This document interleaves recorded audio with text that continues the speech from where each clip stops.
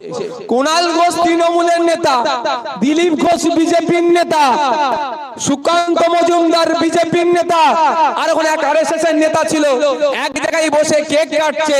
আর এই আপনার টিকেট 2 অঞ্চলের আশপাশে উল্লুবেড়িয়াতে বিজেপি, তৃণমূল, আইএসএফ, কংগ্রেস করার জন্য বুথ স্তরে এত মারামারি হচ্ছে কেন? এরা বলে লড়াই লড়াই লড়াই চাই, লড়াই করে বাঁচতে চায়। কিন্তু আমার প্রশ্ন, লড়াইটা কি মোহাম্মদ সেলিম সাহেব করে, সুজন চক্রবর্তী করে, অভিষেক ব্যানার্জি করে, মমতা ব্যানার্জি করে, অজিত চৌধুরী করে? লড়াই ওরা করে না। লড়াই কারা করে? 300 টাকা যাদের রোজ ইনকাম করে, দিন গেলে যারা 300 টাকা হাত ভাঙা খাটুনি এই ইন্ডাস্ট্রিয়াল এরিয়াতে গিয়ে কাজ করে, তারাই এই টাকাটা পায়। যারা 300 টাকা ইনকাম করে দিনে, তাদের মধ্যে লড়াই লাগিয়ে দেওয়া হচ্ছে। আরে মোহাম্মদ সেলিম, সুজন চক্রবর্তী, কুণাল ঘোষ, দিলীপ ঘোষ, মমতা ব্যানার্জি, শুভেন্দু অধিকারী, অধীর রঞ্জন চৌধুরী, অভিষেক বাবুদেরকে বলে দিতে হবে, এবার যদি ইচ্ছে যায় লড়াই করতে, তোমরা স্লোগান দাও আর তোমরা একটু লড়ালড়ি করো, আমরা গ্যালারিতে বসে পেছনে হাতটা রেখে দেখবো। বর্তমান শুভেন্দু অধিকারী দলের লোকেরা, কারণ শুভেন্দু অধিকারী কখন কোথায় থাকবে বোঝা মুশকিল। কালকে যেন কংগ্রেসে চলে যাবে না, কেউ দায়িত্ব নিয়ে বলতে পারবে না। তো বর্তমান শুভেন্দু অধিকারী দলের লোকেরা, দলের উনি, তার দলের সদস্যরা প্রাক্তন শুভেন্দু অধিকারী দলের নেতাদের সাথে মারপিটে জড়াচ্ছেন কেন বুথ লেভেলে? কই শুভেন্দু অধিকারী আর অভিষেক ব্যানার্জি তো লড়ছে না, যত চর্বি এই বুথ স্তরে। আপনার দাদু, বর্তমান যারা আছেন, আপনার দাদু ভোট দিয়ে নেতা তৈরি করে পার্লামেন্টে পাঠালো, তখন রাজধানীর বেশি রমরমা ছিল, রাজধানী চড়ে হয়তো বা এসি ট্রেন চড়ে দিল্লিতে গিয়েছে। আপনার দাদু যার হয়ে ভোট করালো, ভোটাকে জেতানোর জন্য কারো মাথা ফাটালো, বা নিজের মাথা ফাটলো, বা খুন হলো, বা কাউকে খুন করলো, কিন্তু কি দেখলাম? নেতাকে দিল্লি পাঠিয়ে দিল। দিল্লি পাঠানোর জন্য আপনার দাদু ক্ষতিগ্রস্ত হলো। কেউ শ্মশানে গেল, কেউ কবরস্থানে গেল, কেউ মিথ্যা কেস খেলো, বা কেউ ক্ষতিগ্রস্ত হলো, কিন্তু নেতারা আপনার দাদুর দিকে তাকালো না।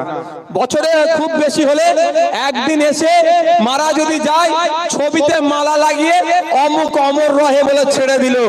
বাকি 364টা দিন আপনার দাদুর পরিবার কিভাবে গুজরান করছে, কিভাবে অতিবাহিত হলো, এই নেতাদের কিন্তু দেখার সময় হয় না। আর তারপরে কি হলো?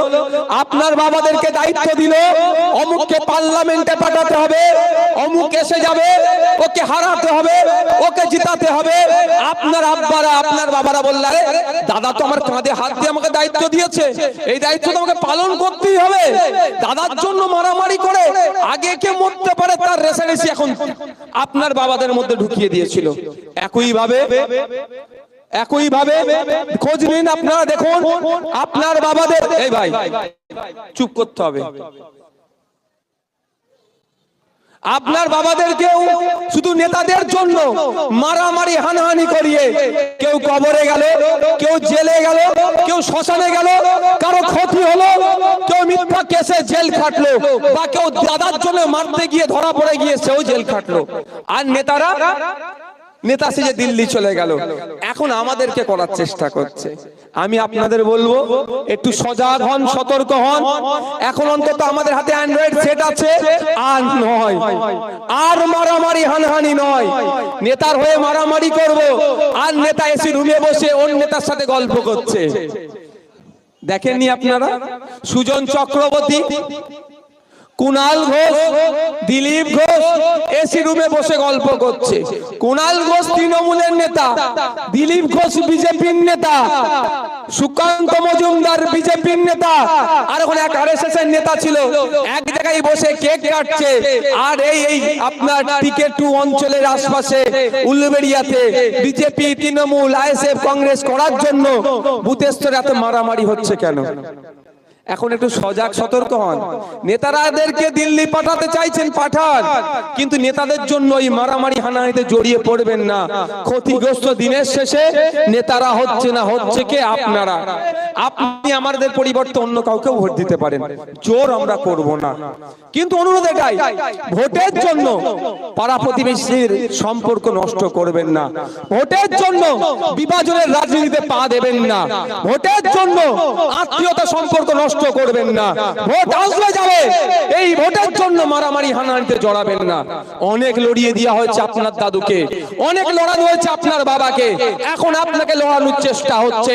এরা বলে লড়াই লড়াই লড়াই চাই, লড়াই করে বাঁচতে চায়, কিন্তু আমার প্রশ্ন, লড়াইটা কি মোহাম্মদ সেলিম সাহেব করে, সুজন চক্রবর্তী করে, অভিষেক ব্যানার্জি করে, মমতা ব্যানার্জি করে, অজিত চৌধুরী করে? লড়াই ওরা করে না। লড়াই কারা করে? 300 টাকা যাদের রোজ ইনকাম করে, দিন গেলে যারা 300 টাকা হাট ভাঙা খাটুনি এই ইন্ডাস্ট্রিয়াল এরিয়াতে গিয়ে কাজ করে, তারাই এই টাকাটা পায়। যারা 300 টাকা ইনকাম করে দিনে, তাদের মধ্যে লড়াই লাগিয়ে দেওয়া হচ্ছে, আর এরা গ্যালারিতে বসে মজা দেখছে। আর ওই লড়া যাবে না। এবার এই স্লোগান যারা দেবে তাদেরকে বলবেন, দাদা 1952 সাল থেকে এই স্লোগান দিলাম আপনাদের জন্য, লড়াই লড়াই লড়াই চাই, লড়াই করে বাঁচতে চাই, এই ধরনের কথা 1952 সাল থেকে দিলাম, আর ভোটটা দিলাম, কিন্তু আমার দাদুর পরিবার ধ্বংস হয়েছে, আমার বাবার পরিবার ধ্বংস হয়ে গেছে। আজকে আমার এই দুরবস্থার কারণ হচ্ছে আপনারা।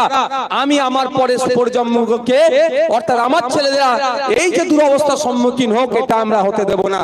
আমরা অনেক হয়েছে লড়াই লড়াই লড়াই চাই, লড়াই করে বাঁচতে চাই, হাত আর আমাদের সামনে যাবে না, এইবার হাত আমাদের পিছনে থাকবে।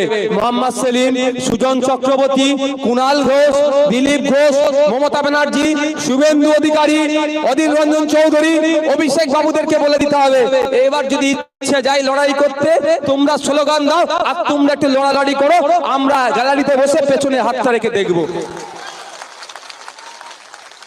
কোনদিন দেখেছেন মমতা ব্যানার্জি আর শুভেন্দু অধিকারীর মধ্যে লড়াই হতে? অভিষেক ব্যানার্জির সাথে অধীর রঞ্জনের লড়াই হতে? কোনদিন দেখিনি। মোহাম্মদ সেলিম সাহেবের সাথে ফিরহাদ হাকিম সাহেবের লড়াই হতে? কোনদিন দেখিনি। কিন্তু কি দেখছি, শুভেন্দু অধিকারী দলের লোকেরা, বর্তমান শুভেন্দু অধিকারী দলের লোকেরা, কারণ শুভেন্দু অধিকারী কখন কোথায় থাকবে বোঝা মুশকিল। কালকে যেন কংগ্রেসে চলে যাবে না, কেউ দায়িত্ব নিয়ে বলতে পারবে না।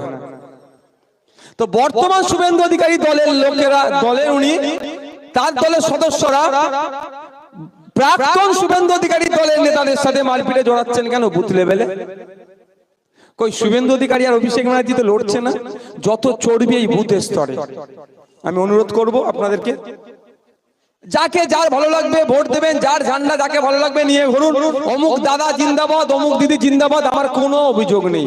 কিন্তু একটাই আপনাদের উদ্দেশ্যে বার্তা আমার, ভালো লাগলে আইএসএফকে ভোট দেবেন, না ভালো লাগলে ভোট দেবেন না, সমালোচনা করার রাইট আছে, সমালোচনা করবেন, কোনো আমার অসুবিধা নাই। শুধু আপনাদের কাছে ভালোবাসার দাবি এটা, যে দাদা দিদির জন্য জিন্দাবাদ নারা লাগাচ্ছেন, সেই দাদা দিদি আপনার কতটা উপকার করলো 1952 সাল থেকে আজকে ভোট দিয়ে আজকে 18তম ভোটের মেশিন টিপতে যাচ্ছেন, সেটা একটু ভাববেন।